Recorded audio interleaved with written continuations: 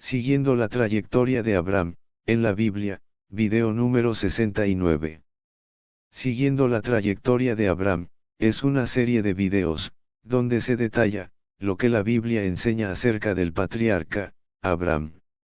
Desde el capítulo 11, de Génesis, hasta el capítulo 25. Se detalla, versículo por versículo, comenzando en el capítulo 12. En este video de hoy, vamos a estar meditando acerca de Génesis 18:3 de la Biblia, y también, acerca de Génesis 18:4, comenzando con Génesis 18:3. Génesis 18:3, dice: Y dijo, Señor, si ahora, he hallado gracia en tus ojos, te ruego que no pase de tu siervo. Génesis 18:3. Los detalles de Génesis 18:3. Al principio del capítulo 18 de Génesis, encontramos que tres autoridades celestiales se presentaron en la vivienda de Abraham, cuando él vivía en el encinar de Mamre, en la parte central de Canaán. Los expertos bíblicos creen que estos tres personajes fueron el Señor Jesucristo, y los arcángeles Gabriel y Miguel, ya que al Padre Yahvé nadie le ha visto jamás, según declara Primera de Timoteo 6:16, en la Biblia. En este versículo, entendemos que Abraham le dirigió la palabra, a uno en particular de los tres seres celestiales. Porque Abraham dijo, Señor, si ahora, he hallado gracia en tus ojos. Abraham no dijo, señores, ya que ellos eran tres visitantes celestiales, sino que él dijo, Señor. ¿A cuál de los tres le dirigió Abraham la palabra? Obviamente, tiene que haber sido al que él consideró que tenía más autoridad de los tres. Nosotros fácilmente podemos darnos una idea de cuál de los tres fue a quien Abraham dirigió las palabras de este versículo. Aquí, Abraham nos enseña una lección muy importante. Nosotros entendemos que en el reino de Dios hay rangos de autoridad. Jesucristo mismo nos enseñó eso. Por ejemplo, cuando Jesucristo dijo, mi comida es que yo haga la voluntad del que me envió, y que acabe su obra. San Juan 4:34. Esto indica que quien envió a Jesús, debe tener más autoridad que el mismo Jesús, ya que Cristo obedece fielmente las órdenes de Él. Nosotros sabemos, a quién es que Jesucristo obedece. La clave aquí, es que Abraham se dirigió al más autoritario de los tres, al más jefe. Si nosotros usamos la sabiduría que Dios nos ha dado, podemos entender, como Abraham, a quién dirigir nuestras oraciones, peticiones, e invocaciones.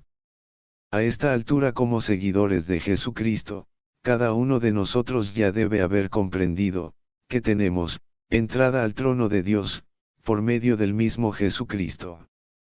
Pues en el nombre de Jesucristo, podemos confiadamente dirigirnos al Padre. La gran pregunta es, ¿quién tiene más autoridad que el Padre Dios? Si Dios está a nuestro favor, nadie podrá estar en contra de nosotros, dice Romanos 8:31, en la Biblia. Por medio de Jesucristo, Dios siempre estará a nuestro favor, si le obedecemos. Otra gran pregunta es, ¿por qué muchas personas invocan, piden, tienen esperanza en entidades espirituales, que ni siquiera están mencionadas en la Biblia? Satanás tiene muchas maneras de engañarnos. No es Dios suficiente para esas personas. ¿Quién es más poderoso que Dios?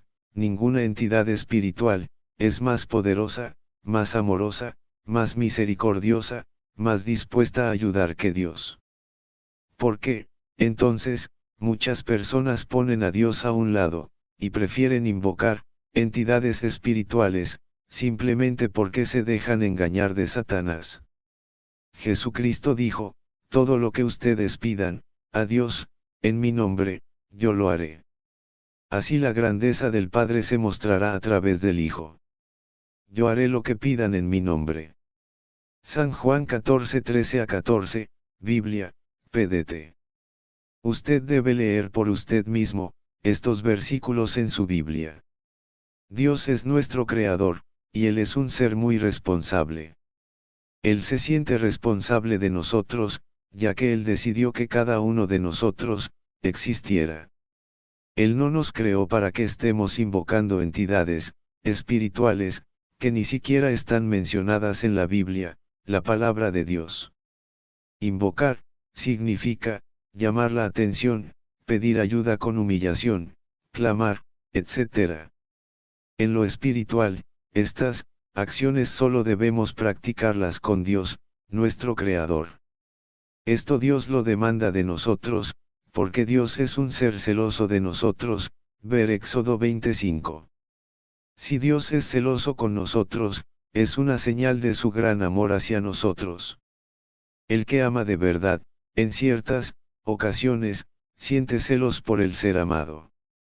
Cuando nosotros invocamos a un ente espiritual que no sea Dios, Satanás y sus demonios, enseguida actúan con milagros falsos, disfrazados de esa entidad espiritual. Porque haciendo invocaciones fuera de Dios, nosotros estamos asegurando que nuestras almas pertenezcan al reino de Satanás. Los milagros de Satanás son falsos, porque Dios tiene el poder de deshacerlos. No es Dios el Todopoderoso, Dios nunca va a deshacer los milagros que se originan en él. También, con estas prácticas de invocaciones fuera de Dios, la gente fácilmente se acostumbra a ellas, y en sus días finales, de seguro que también invocarán a su ente espiritual preferido, para que conduzca su alma al más allá. Piense en esto: todo ser viviente que se encuentra dentro de una matriz de una mujer, le llegará la ocasión, cuando nacerá, a esta forma de vida que usted y yo estamos disfrutando. En realidad, actualmente, nosotros estamos en la matriz del universo, para luego nacer espiritualmente, ver San Juan 3:3-5. Nadie se escapa de esto. Cuando usted escucha que alguien murió, esa persona simplemente ha nacido espiritualmente. Solo a través de Dios y Jesucristo, y la obediencia a Dios, podemos nacer espiritualmente para el reino de Dios. ¿A dónde son conducidas las almas que hacen invocaciones fuera de Dios? Esas invocaciones ponen a Dios a un lado. No es Dios el más jefe, los ángeles de Dios no van a prestar atención a esas almas. Además, Jesucristo dijo: yo soy el camino, la verdad y la vida, solamente por mí se viene al Padre. Ver San Juan 14:6. Después de muchos años de hacer invocaciones fuera de Dios, una persona no va a tener en cuenta estas palabras de Jesús. El día que esa persona muera, irremisiblemente nacerá fuera del camino que conduce al reino de Dios. Las almas no se van automáticamente al reino de Dios. Hay que agradar a Dios en esta vida. 2 veces Dios de Jesús dijo: este es mi Hijo amado, en quien tengo complacencia. De él deben aprender. Mateo 3:17, 17:5. Seamos como Abraham, que, en el versículo de hoy, él se dirigió al más autoritario de los 3 visitantes. Nadie es más autoritario que Dios. Y en el nombre de Jesucristo, nosotros tenemos entrada al trono de Dios. Apocalipsis 7:10 dice: la salvación pertenece a nuestro Dios, que está sentado en el trono, y al Cordero, Jesucristo. Este versículo lo dice bien claro: nuestra salvación espiritual, Dios la decide. El ángel de la muerte, que trabaja para Satanás, sabe que ninguna alma puede entregar a Satanás, si Dios no le da permiso. Mas, Dios siempre está dispuesto a escucharnos, y a socorrernos a través de su Hijo amado. En Génesis 18:3, Abraham se presenta como un hombre hospitalario. Pues quiso rendirles honor, y brindarles la atención que merecían, los 3 visitantes que vimos en Génesis 18:2. Con humildad, les invitó a pasar, diciendo: Señor, si ahora he hallado gracia en tus ojos, te ruego que no pases de tu siervo. Obviamente, esto lo dirigió Abraham, al que él percibió que estaba a cargo de los otros 2. Sin embargo, él atendió a los tres en su tienda. ¿Cuántos seres humanos hoy en día querrían ser visitados por el Señor del cielo? Cuando un enviado de Dios llega de visita aquí en la tierra, él viene como un representante de Dios en todos los aspectos. Es como si Dios mismo estuviera presente. Jesucristo mismo ha sido el mejor representante de Dios entre todos los que el Señor ha enviado hacia nosotros. Por eso, Jesús dijo a Felipe: el que me ha visto a mí, ha visto al Padre. Juan 14:9. Ningún otro representante de Dios enviado a la tierra desde las regiones celestiales ha expresado tal afirmación. Cada profeta legítimo del Antiguo Testamento fue un representante de Dios. Algunos de esos profetas hasta dieron sus vidas por defender sus causas que Dios les asignó. Así, tenemos los ejemplos de Juan el Bautista y el de su padre Zacarías, quienes sufrieron muertes violentas por motivo de sus servicios a Dios. Abraham trató de atender a sus huéspedes con esmero. Sin embargo, ellos no habían ido donde Abraham para ser festejados, sino para entregar dos noticias importantes. Por eso, accedieron a lo ofrecido por Abraham. El patriarca iba a recibir noticias de un hijo que había de nacer de él, y de su esposa Sara, y segundo, acerca de un juicio que iba a caer sobre las ciudades de Sodoma y Gomorra. En este versículo, Abraham demostró una linda actitud para con estos mensajeros del cielo. Él deseaba disfrutar de su compañía, es decir, estar en comunión con ellos. Tener comunión con Dios es una forma de mostrarse amigo de Él. En una verdadera amistad, hay intercambio de planes, y hay compromisos. Amistad en este caso, es compartir alimentos y toda clase de noticias, especialmente, en cuanto al futuro. Jesús mismo lo explicó así a sus discípulos, cuando dijo: ustedes son mis amigos, si hacen lo que yo les mando. Ya no los llamaré siervos, porque el siervo no sabe lo que hace su Señor, pero les he llamado amigos, porque todas las cosas que oí de mi Padre, se las he dado a conocer. Juan 15:15. Un poco más adelante, veremos, si Dios quiere, que dos de los tres visitantes celestiales partieron hacia Sodoma, a cumplir una misión disciplinaria contra los habitantes de esa ciudad. Abraham se quedó hablando con el tercer visitante celestial. Aquí se destaca el hecho de que, ninguno de los tres visitantes era Dios el Padre, porque a Dios nadie le ha visto ni puede verle. Primera de Timoteo 6:16. Los expertos bíblicos opinan que el que se quedó con Abraham, después que dos de ellos partieron hacia Sodoma, fue Jesucristo, quien solía aparecer en el Antiguo Testamento, representando a Dios. Jesús llegó a decir de Abraham que, éste se gozó cuando vio a él, Juan 8:56. No obstante, Abraham vivió durante 175 años, entre los años 2165, antes de Cristo, y 1990, antes de Cristo. Por tanto, la única manera que Abraham pudo ver a Cristo mientras Abraham existía en este mundo, fue por medio de visitas de Cristo, en su preexistencia. Cristo ya existía durante la fundación del mundo, y durante el tiempo de Adán y Eva. Recordemos que Dios dijo: hagamos al hombre a nuestra imagen. Génesis 1:26.